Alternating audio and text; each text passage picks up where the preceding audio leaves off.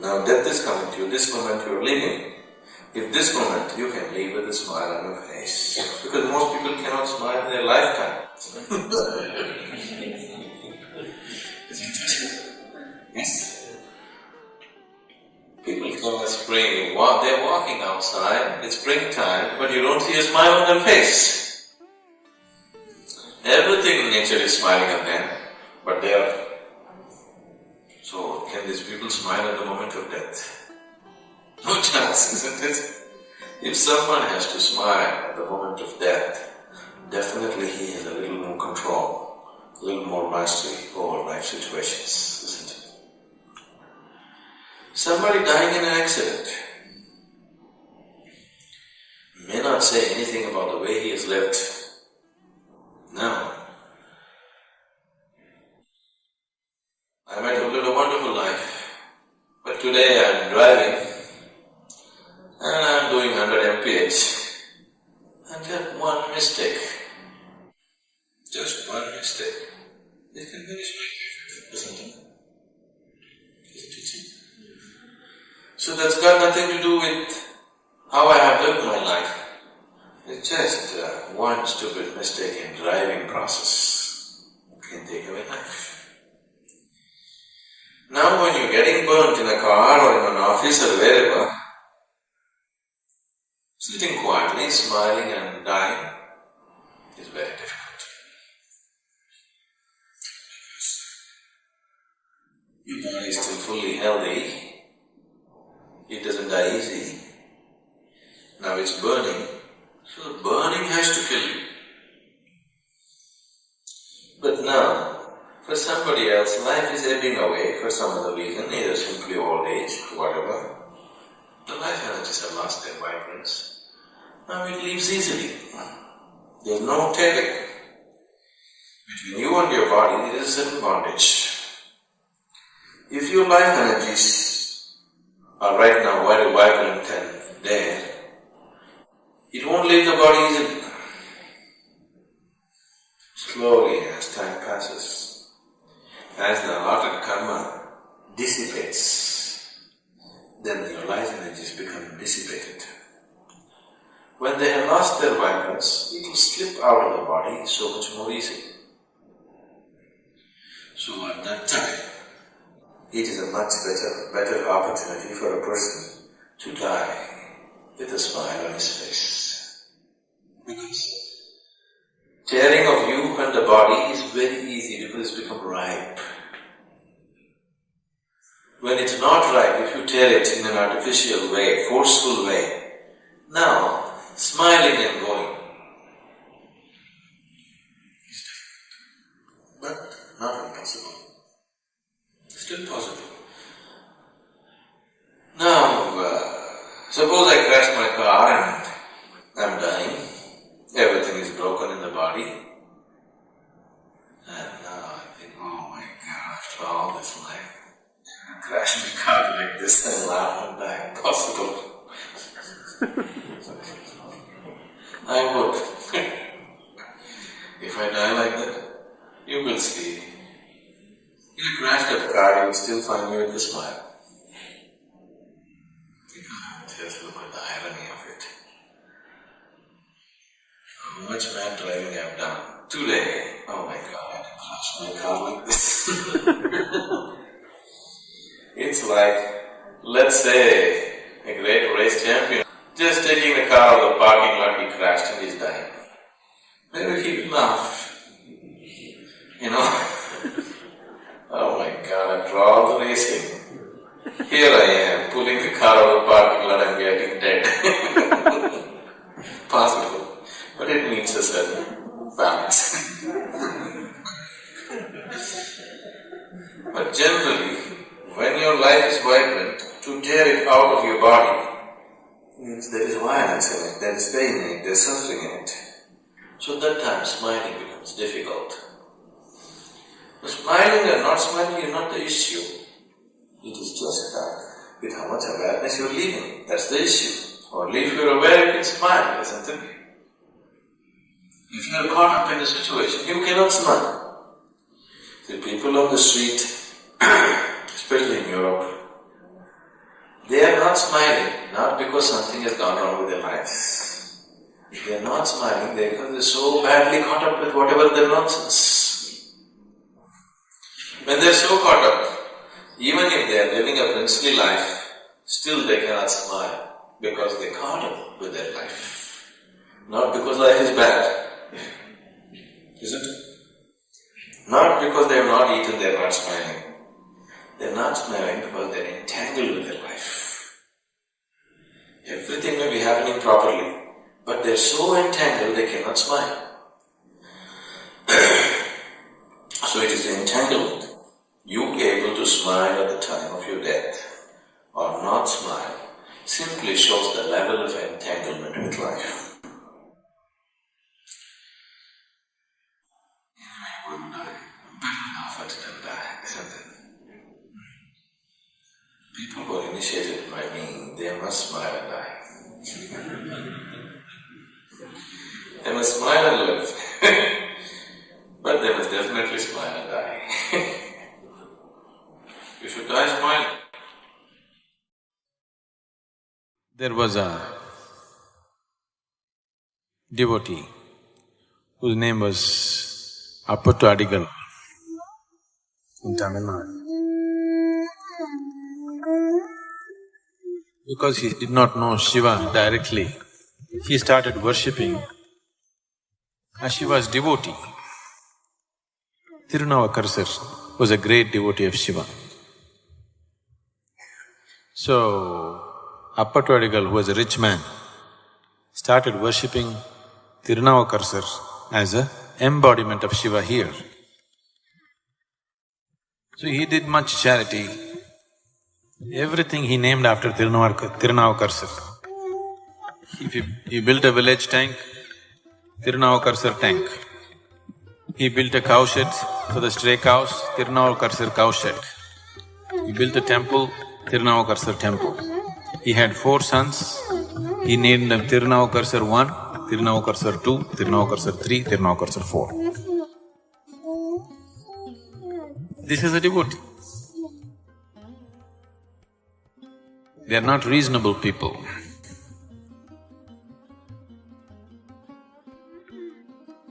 So one day, one man came who looked like a Shiva Bhakta with ash on his forehead. He came and asked someone in the town, why is this tank named as Tirunavakarsar tank? They said, Appattu Adigal is a great devotee of Tirunavakarsar, so he calls everything Tirunavakarsar. All his 4 children are Tirunavakarsars. His house is named after Tirunavakarsar. Everything is Tirunavakarsar. So this man said, can I meet him, where does he live? They told him where he is. He went to Appattu Adigal's house. Appattu Adigal in the morning, after the cooking is done in the house, he's always waiting outside on the street. Anybody who comes, please can you come and eat in my house? Anybody who passes this way, can you come and eat in my house? That's his joy. So he was waiting outside. This man came, a Shiva Bhakta. He thought it's a great benediction today that a Shiva Bhakta has come on the road. He welcomed him and took him inside. And he brought all his 4 sons, introduced them. Tirunavakarsar 1, Tirunavakarsar 2, Tirunavakarsar 3, Tirunavakarsar 4. His wife took his blessings and they wanted to serve him. He told the eldest boy to go into the garden and cut a plantain leaf and come to eat upon as you're eating here.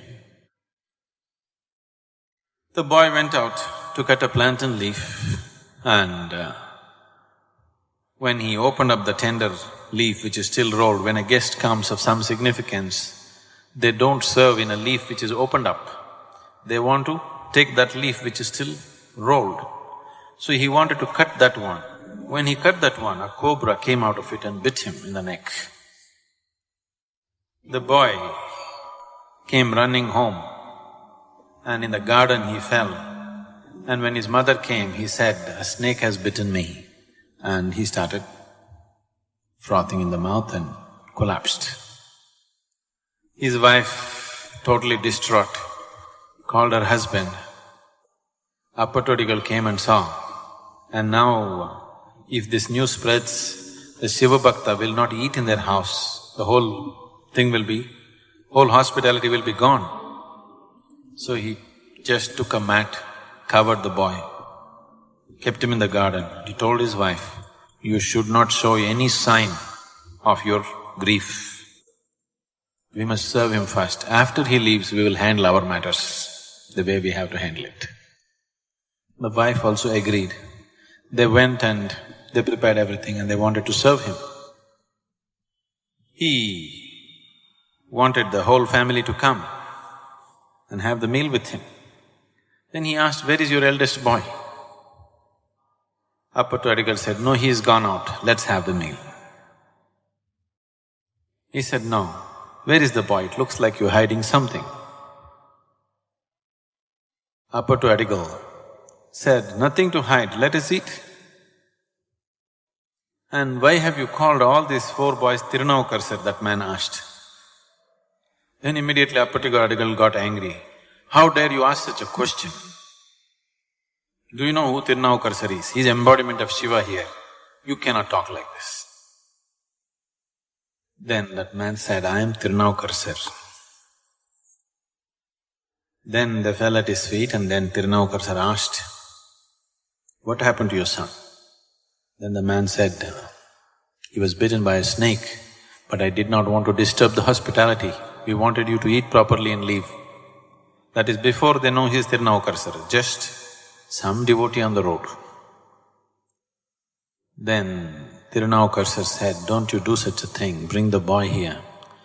And using certain siddhi, he relieved the boy of the poison and brought him back to life, blessed them and went.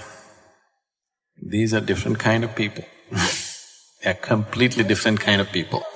They don't belong to this world, they just have one foot in this world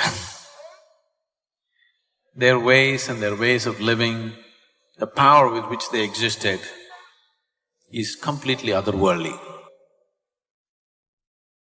The most intimate of the physicality in the existence is your body. And this body is just a piece of earth. So you're just a small outcrop of this earth. Right now you're an outcrop who prances around. After some time, you will become a small mound. You may believe many fancy things about yourself, but that's not the reality. Somehow, this fundamental thing that we are just a small outcrop of the soil on which you're sitting right now is forgotten, generally till we are buried. If you want to live sensibly, you should have contact with the earth that you live on. Today, because we have lost this contact in certain ways, it gets disorganized. This disorganization can lead to disease and weakness and ultimately destabilization of the system itself. कहे कुमार को तू प्यारो दे मोही एक दिन ऐसा होएगा मैं दूंगी तो ही आए हैं सो जाएंगे राजा रंग फकीर आए हैं सो जाएंगे राजा रंग फकीर आठी कहे कुमार को तू क्या रू दे मोही एक दिन ऐसा होएगा मैं दूंगी तो ही। I must tell you this experience. We had a yogic hospital in our yoga center in India. We called it Yogic Hospital. We did not want it to grow too much because we don't want to turn into a hospital full-time. We are a spiritual center so we're keeping it low-key. Once when I came here, I spoke and a few doctors, American doctors who were interested, they traveled to India. They came and stayed there for 3 days and after 3 days, one of the volunteers came and told me all the American doctors are up in arms, they want to leave. I said, "What happened?" They said it's best that you meet them, they're just off. Then I said, okay, and I went to meet them. Then I said, what's the problem? They said, you said there is a hospital. Where is a hospital? There is no hospital here. I said, right now there are about 60 and odd patients. I said, where is it? Their idea of a hospital is that there must be beds, you must treat sick well, and everybody should be… If you treat them so well, they will not want to become healthy. Where are the patients? I said, they're all in the garden, I put them to work. We give them the treatment and therapies and medication, but rest of the time I put them to work. Whatever they can do, they must do. Above all, they must sit and work barefoot and bare hands with the soil. Just being in touch with the planet, because you're just a drop of this planet, you're forgetting that. What you call as my body is just a piece of the planet, isn't it? If you lose connection with the source, will you not get disorganized? Fitness and well-being does not mean walking on a treadmill, having bulging muscles like that. No. To strengthen the integrity of the elements in our system is very important. So is there some way to do it? Yes, there are specific methods with which we can do. One simple way right now is work with the earth and water and plants and stay outdoors. That itself will do something.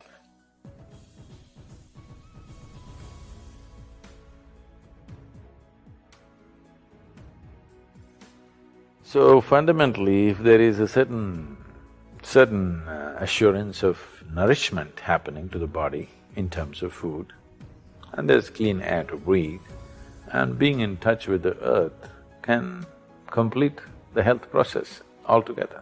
So if you can't be in tune with that, if you're a very affluent and fashionable, you can have a mud bath. That's another way.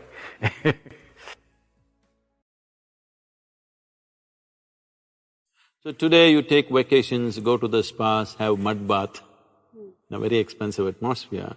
But every day if you stick your hands into the earth, or at least for a few minutes a day, you would see the body would be in a much better condition, because whenever it's in contact with the earth, the body reorganizes itself.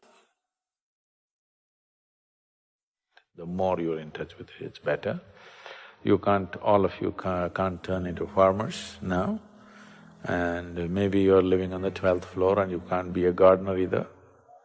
So at least being in touch with the earth, palms and soles are very sensitive to this. If your hands and your bare feet are in contact with the earth, it'll make a difference. Or at least you do your… I don't recommend this, but if you are doing your afternoon siesta, do it under a tree with your spine in contact with the earth, things will happen very well. Or to be in a natural pool of water which is in the earth, like a lake or a river or an ocean, will do tremendous things to the system. You know the grounding, you know, the electricity groundings we do. Is it called grounding here? What do you call that? Earthing.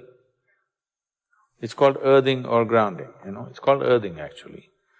So, when you earth the electrical connections, one thing is to keep it wet, because if it is wet, it gets conducted better. So, this is why in all the Indian temples, why do you think people are making their bodies wet and lying down on the floor in prostration? Is just this, not just earthing, that special earth, which is energized earth around. So, you want the entire body to be in touch with the thing. So, men go bare-bodied, at least their upper body is bare. Women go with wet clothes so that that contact is there. This contact with nature, whether it's earth or air or water, is most important. If that is not there, the body will slowly lose its integrity, it'll lose its stability, it loses many abilities that it is capable of. It may still survive, it may not die tomorrow morning, but it loses its variety of capabilities that it has come with. The many possibilities, the array of possibilities that human system carries is lost as you lose contact with the natural element. Especially before you go for dinner or for lunch, especially before that, at least for half an hour, walk without footwear, not on this granite, either in the grass or in the mud outside. You will see body being in touch with the earth. When you eat the food that you eat, the way it integrates it is very different. Digestion will anyway happen, but how much you can integrate into the system depends on how much you're in tune with the earth. So, even half an hour, if you walk without shoes or footwear, and the body remains in touch with the earth, you will see the elements will function with little more integrity than the way it is right now. Walking and playing barefoot is really coming into vogue. The yogic systems have always recommended this, and now science is getting there too.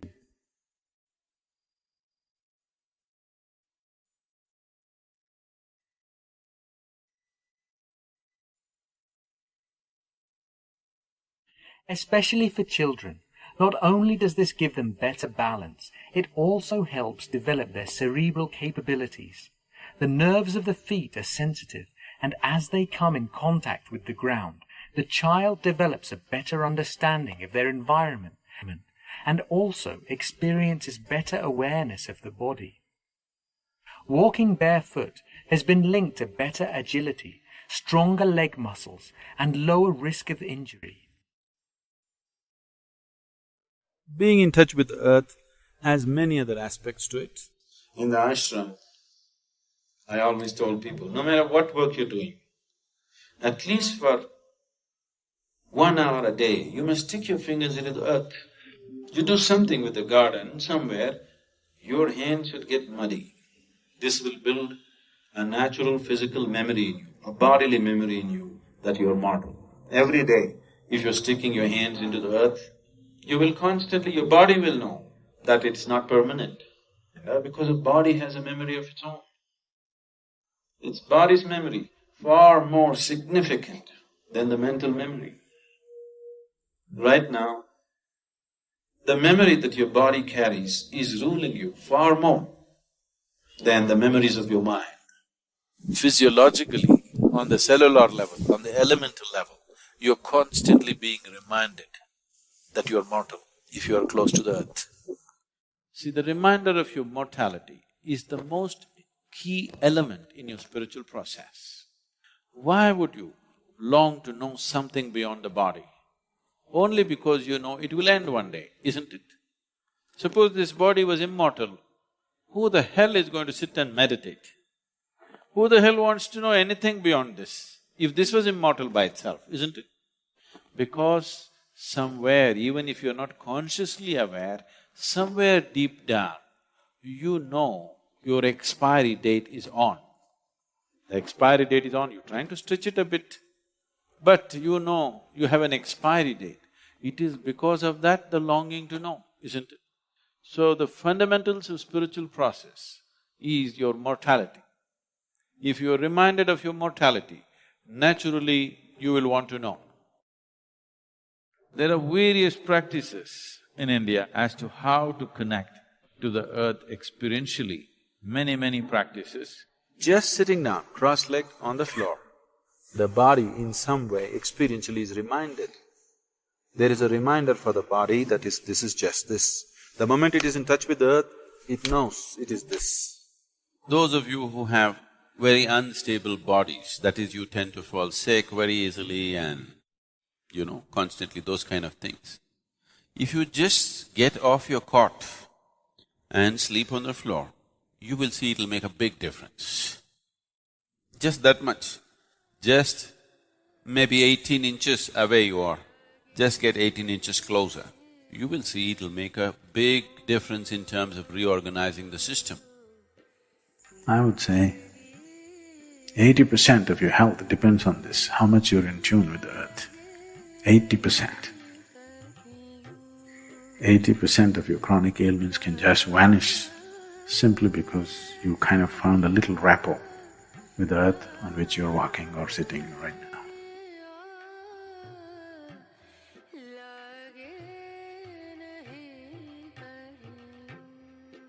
One simple practice that all of you can start is the Bhuta Shuddhi if you have the time and the necessary focus to do it. Bhuta Shuddhi means, Bhuta means Panchabhutas or the five elements. Shuddhi means to cleanse that. Whether it is the physical body or the larger body of the creation itself, essentially is made of five elements of earth, water, fire, air, space. What you call as myself is just a mischief of these five elements. If you know how to organize these five elements properly, if you know how to keep these five elements within yourself, then there is nothing more to life in terms of health, well-being, perception, knowing, everything, enlightenment. Everything is handled if only you know how to keep these five elements properly. This elemental play happens in a different way when it's in touch with the earth. Every time I hear this, particularly when I'm in the United States, I still can't come to terms with it. People calling earth as dirt. Maybe it's just another word, but in our mind, dirt means… What is dirt for you? Huh? Trash, isn't it? Dirt is trash, isn't it? Yes or no? Even in America, dirt is trash? No? What is it? Something that you don't want. Yes, it's trash, that's what is trash, something that you don't want. But soil, here we call it Thai Mann, Mother Earth. Why is it we are not reverential to all those things which make our life, sustain our life moment to moment?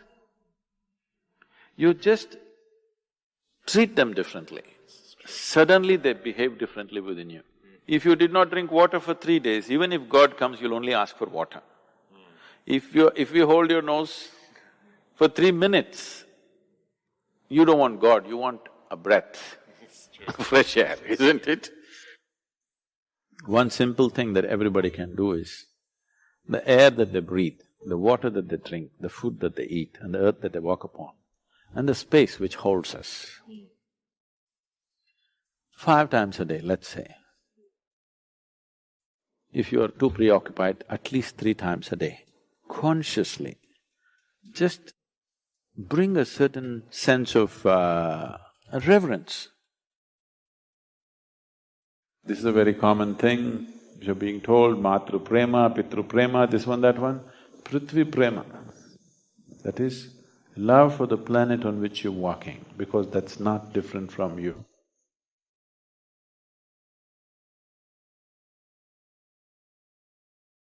Thank you for devoting your time to us. Together, we can make a positive impact by sharing our insights and experiences with the world.